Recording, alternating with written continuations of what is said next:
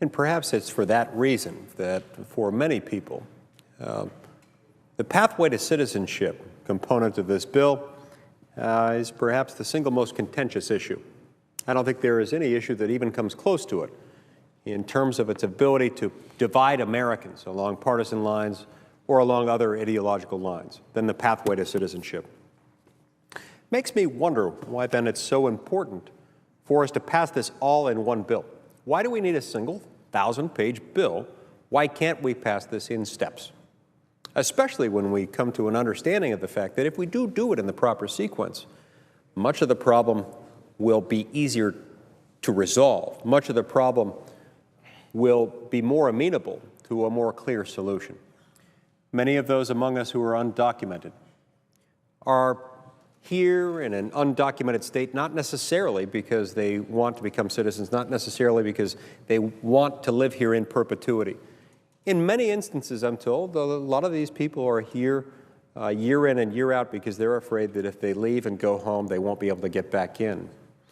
But if we had updated and modernized our legal immigration system, if we could do that, if we could get those laws implemented, I suspect a lot of those people would choose to be able to go back home to their home countries, be with families, loved ones, knowing that the next time they wanted to come back to the United States to work, they'd have a fair shot at doing it, that there would be a clear pathway for them to apply for some kind of legal status coming into this country to work for a time.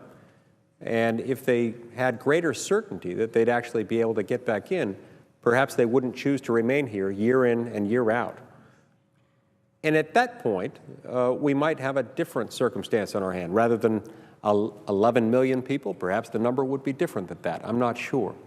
But one thing I do know is that if there is one way to make it more difficult to enact immigration reform, if there is one way to make it less likely that we'll have broad-based bipartisan consensus for immigration reform, the one way to do that, the one way to ensure that it's going to be as contentious, as partisan, as difficult as possible, is to fold it all into one. Put it in a 1,000-page bill and say you've got to take all of it. You got to take every bit of it, all of it, or you get none of it. Now, we're told in this town all the time, you've got to compromise. And it's interesting. I get a lot of phone calls in my office from constituents. Some of those phone calls say, you need to compromise. Make sure that you compromise. Other phone calls say, never, ever, ever compromise. So those in the first group are inclined to say compromise in a box, with a fox, in the rain, with a train, you know, all kinds of things. Anytime you get a chance to compromise, do it.